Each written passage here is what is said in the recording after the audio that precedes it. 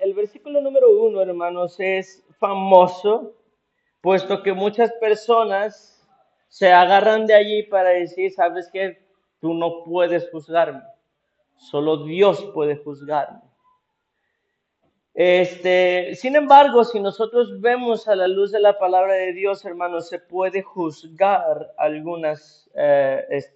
bajo algunas reglas, bajo algunas normas y guía. Se puede juzgar tanto situaciones como a personas. La regla que Jesús está poniendo desde el versículo 1 al 5 para poder juzgar es que se juzgue a usted primeramente. Sí, es decir, si se fija en el versículo número 3, dice, ¿y por qué miras la paja que está en el ojo de tu hermano y no echas de ver la viga que está en tu propio ojo? Y luego brinques al 5, dice, hipócrita, saca primero la viga de tu propio ojo y entonces verás bien para sacar la paja del ojo de tu hermano. Entonces Jesús está permitiendo que usted vaya con su hermano a reprenderlo si es necesario, sí, a exhortarlo, pero siempre y cuando se haya considerado usted primero, se haya visto usted primero que no está transgrediendo de la misma manera. Si yo ando de peleonero, ¿cómo me voy a atrever yo a ir a exhortar a una hermana que anda de peleonera si yo también ando de peleonero?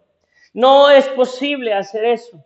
Dios quiere que para juzgar correctamente nos aseguremos de que nosotros no cometemos el mismo error. En Salmo 37, versículo número 30, por favor, Salmo 37 y verso número 30. Salmo 37, versículo 30. Salmo 37, 30. Salmo 37, 30. Dice así, la boca del justo, 37, 30. La boca del justo habla sabiduría y su lengua habla justicia. La ley de su Dios está en su corazón, por tanto sus pies no resbalarán. Pero habla justicia. Dios espera que juzguemos. Una persona recta, hermanos, hablará bien en el juicio. No se va a rehusar a juzgar. Él va a hablar. En Amós, por favor, capítulo número 5, profeta Amós, capítulo número 5. Amós, capítulo número 5. Y versículo número 14. Amós 5:14 dice así, buscad lo bueno y no lo malo, para que viváis, porque así Jehová, Dios de los ejércitos, estará con vosotros, como decís. Aborreced el mal y amad el bien, y establecer la justicia en juicio. Quizá Jehová, Dios de los ejércitos, tendrá piedad del remanente de José. Entonces, la palabra del Señor nos muestra, mis hermanos, que para poder identificar lo malo y lo bueno es necesario que nosotros hagamos un juicio de aquellas cosas. Una botella de cerveza en manos de un pastor, ¿es bueno o es malo? Ustedes hicieron un juicio allí, es correcto, es malo, porque la palabra de Dios da una pauta de que el pastor no debe ser dado al vino, no debe de mirar a la cerveza ni complacerse en los efectos que causa. Para poder identificar entre lo bueno y lo malo, es necesario que nosotros, mis hermanos, juzguemos las cosas. En Isaías 59, versículo 8, Isaías 59, 8, Isaías 59, 8, dice, no conocieron camino de paz, ni hay justicia en sus caminos, sus veredas son torcidas. Cualquiera que por ellas fuere, no conocerá paz. Si una persona se abstiene de juzgar entre lo bueno y lo malo y escoger lo bueno, mis hermanos, esa persona está escogiendo el pleito en contra de su hacedor. En 1 Corintios, capítulo número 2, versículo 15, 1 Corintios 2, 15.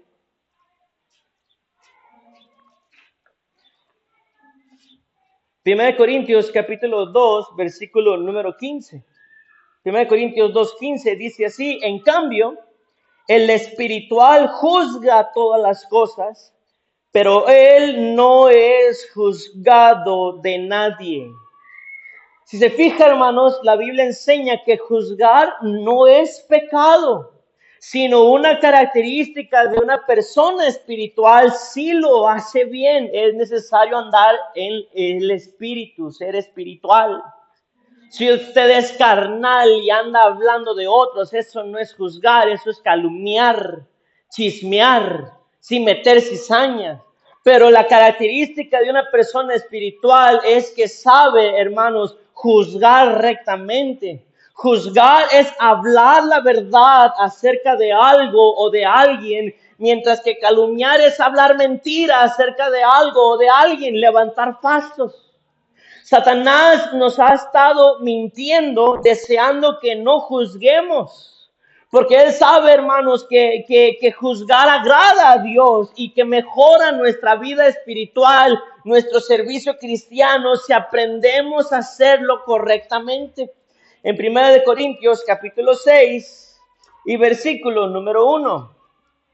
1 Corintios 6:1 dice: ¿osa alguno de vosotros, cuando tiene algo contra otro, ir a juicio delante de los injustos y no delante de los santos? ¿O no sabéis que los santos han de juzgar al mundo? Y si el mundo ha de ser juzgado por vosotros, ¿sois indignos de juzgar cosas muy pequeñas?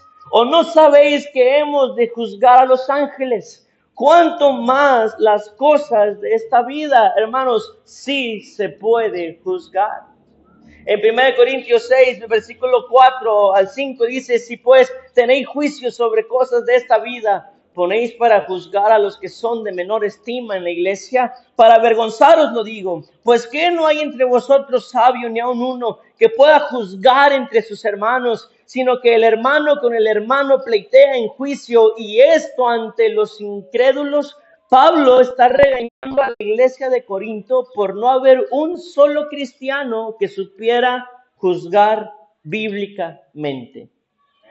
Y si Pablo regañó a esa iglesia, hermanos, por eso quiere decir que Dios espera a alguien que sepa juzgar las cosas bíblicamente. Es un error cuando usted tiene problemas con alguien más dentro de la iglesia o aún fuera de la iglesia. Es un error ir delante de una persona que tiene mal testimonio, que tiene testimonio de que anda en rebeldía, tener, hermanos, compañerismo y buscar testigos que tienen algo, algún sentimiento en contra también de esa persona. Aquel que debe de juzgar es una persona espiritual que se debe encontrar dentro de la iglesia. Entonces yo me pregunto, ¿habrá sabios aquí dentro que sepan juzgar? Que no se avienten a la brava a criticar, señalar, culpar y condenar. Que se refrenen un momento y escuchen todas las dos versiones, las dos caras de la moneda. ¿O habrá puro insensato que no sabe juzgar bíblicamente? Si juzgar es malo, entonces Pablo necesita arrepentirse porque acaba de engañar a toda una iglesia, el de Corinto. En 2 de Corintios, 2 de Crónicas, 19, versículo número 8, 2 de Crónicas 19. 2 de Crónicas 19, versículo 8.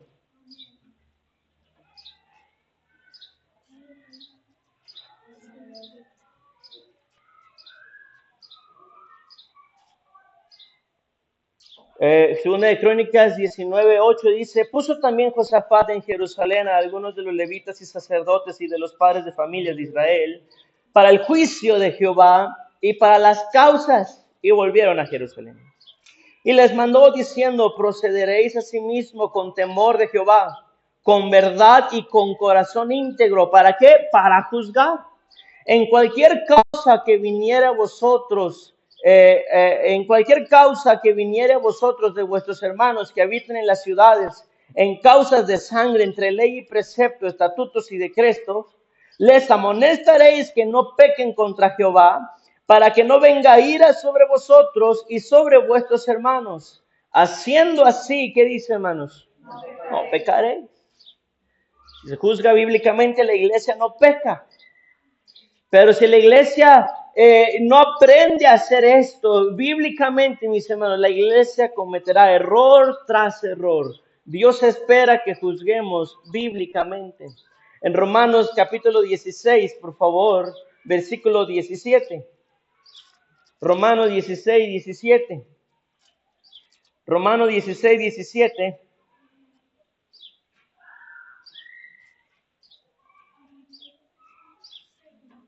Dice, mas os ruego, hermanos, que os fijéis en los que causan divisiones y tropiezos en contra de la doctrina que vosotros habéis aprendido y que os apartéis de ellos.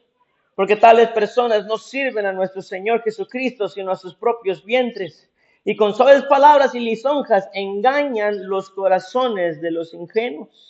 Segunda de Corintios, capítulo 6, versículo 17. Segunda de Corintios 16, capítulo 6, perdón, verso 17, dice, por lo cual salid de en medio de ellos y apartaos, dice el Señor, y no toquéis lo inmundo, y yo os recibiré. Segunda de Timoteo, capítulo 3, por favor. Hermano, va rápido, es quien urge el tiempo. Segunda de Timoteo 3, versículo 5. Dice, que tendrán apariencia de piedad, pero negarán la eficacia de ella. A estos evita, porque de estos son los que se meten en las casas y llevan cautivas a las mujercillas cargadas de pecados, arrastrados por diversas concupiscencias.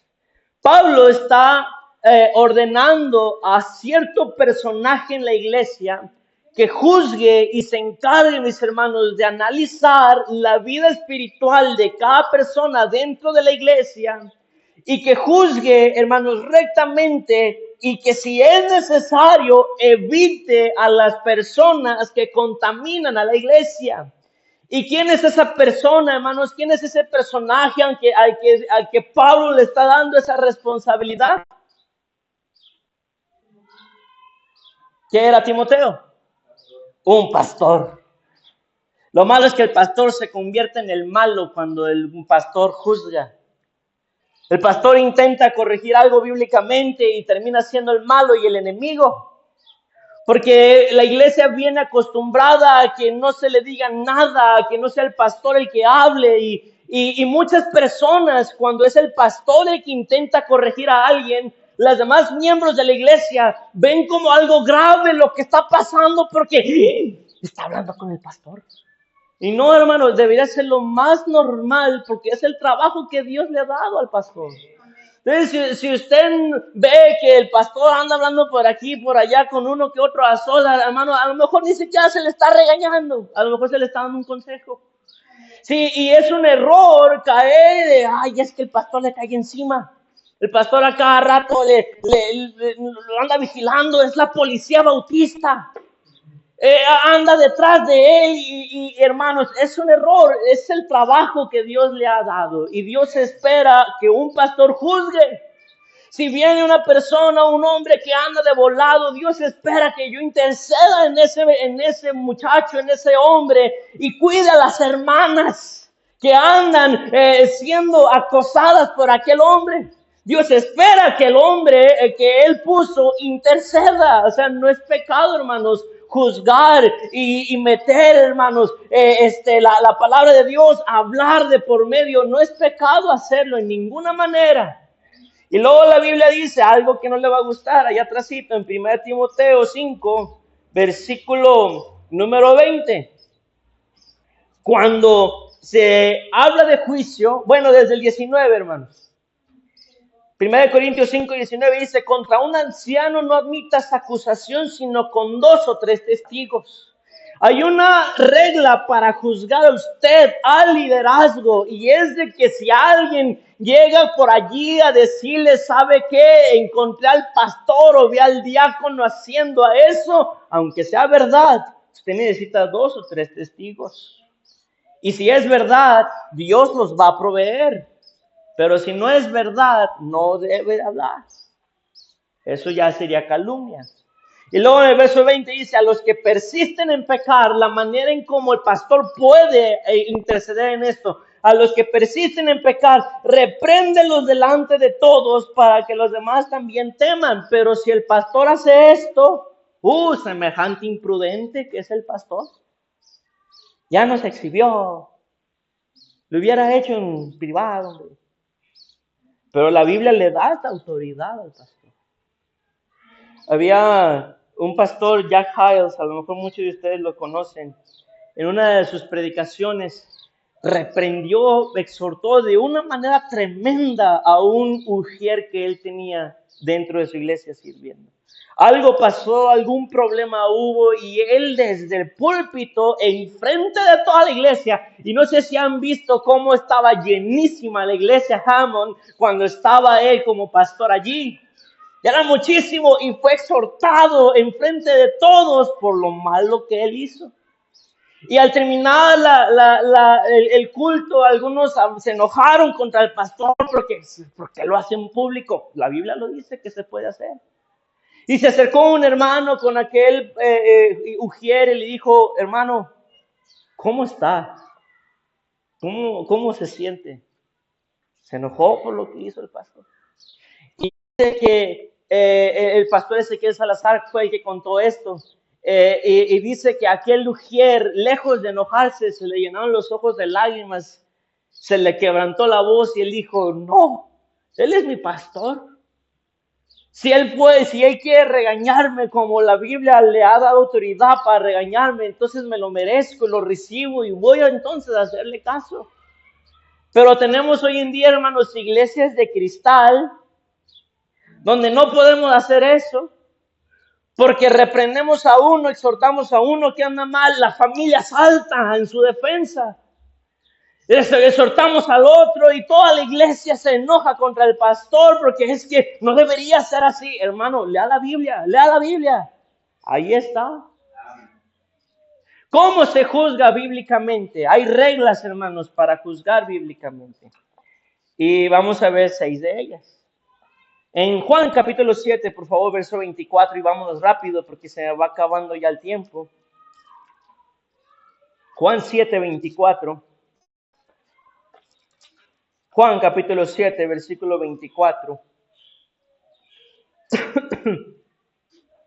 Juan 7, 24 dice así, no juzguéis según las apariencias, sino juzgad con justo juicio.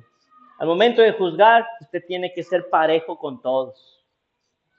Nada de favoritismo. Y asegúrese, de saber todo antes de hablar. Varios hemos cometido el error, yo me incluyo entre ellos, de que nos dicen una cosa y todavía no sabemos bien cómo estuvo toda la situación y ya estamos enojados, ya estamos hablando, estamos condenando. Y luego comenzamos a hablar, a criticar, a señalar, y cuando realmente nos enteramos de qué fue lo que pasó, nos avergonzamos. Porque uno dice, híjole, la regué. Y Pablo y Cristo dice, no hablen según las apariencias, según lo que tú interpretaste, lo que te contaron, juzga con justo juicio. Nuestro estándar, hermanos, para juzgar es la palabra de Dios. No son los sentimientos de cómo te sentiste, no son las tradiciones o las opiniones. Lo recto o incorrecto debe ser determinada por la palabra de Dios. Sí, muchas personas, hermanos, cuando están enojados contra otro, vienen a uno y le cuentan su versión, es que él dijo esto y me enojó y me contestó así, y luego nos vamos con la otra y le echa la culpa a aquel, y es que me contestó así, me habló así, me dijo esto. Las mismas cosas se echan el uno al otro. ¿Y qué es lo que se tiene que hacer? Bueno, tomamos al que ofendió, tomamos a la que ofendió, la sentamos al mismo lugar y que surja la verdad.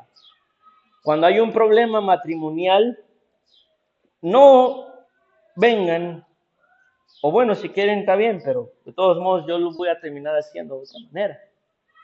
Va a venir usted a contar sus cosas, después va a venir el esposo a contar sus cosas, ¿y a quién le voy a creer? ¿Cómo voy a aconsejar bien si no sé la verdad? ¿Qué se va a hacer? Hermanos, si tiene problemas en el matrimonio, vengan los dos. Ahí entre los dos, ni modo de mentir, el otro va a estar escuchando y va a estar diciendo la verdad y allí se va a poder hacer un justo juicio.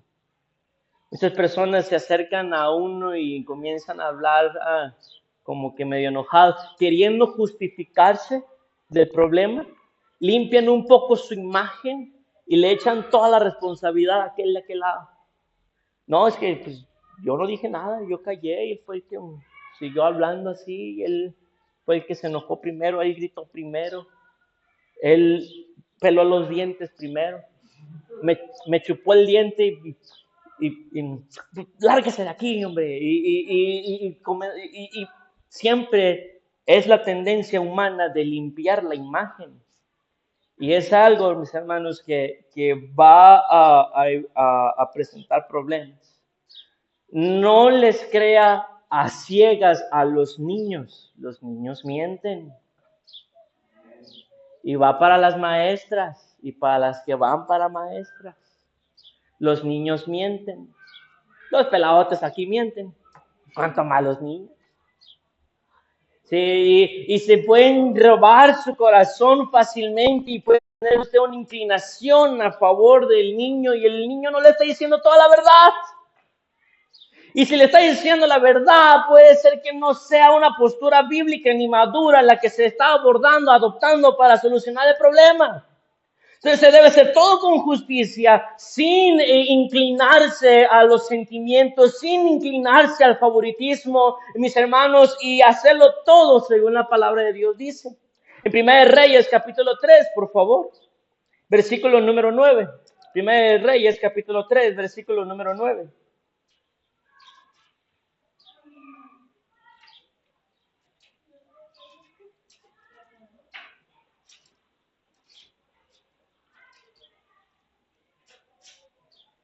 Primera de Reyes, capítulo 3, verso 9, dice así, está hablando Salomón y dice, da pues a tu siervo corazón entendido para juzgar a tu pueblo y para discernir entre lo bueno y lo malo, porque ¿quién podrá gobernar este pueblo tan grande? Ore antes de juzgar. Ore por una buena capacidad para juzgar, como lo hizo Salomón. En Proverbios 24, versículo 23, Proverbios 24, 23.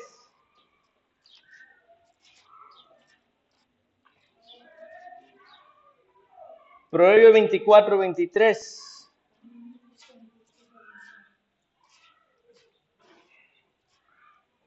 También estos son dichos de los sabios, hacer acepción o favoritismo de personas en el juicio. ¿Qué dice, hermano? O sea, se trata a todos con igualdad, sin favorecer a nadie, tales como familiares y amigos. Un juez debe ser sordo y ciego ante cualquier influencia externa. Sí, y enfocarse solamente, hermanos, a lo que dice la Biblia, qué es lo que se debe de hacer. No se debe tener favoritismo. Sí, Jeremías 5.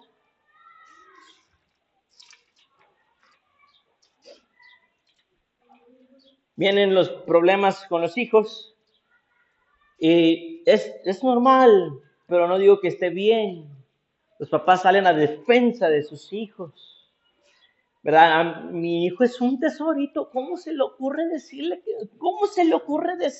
que mi hijo es eso? Se sorprendería de lo que sus hijos pueden llegar a ser. Se sorprendería. Cuando mi mamá supo todo lo que yo andaba haciendo, hermanos, fue una sorpresa para ella.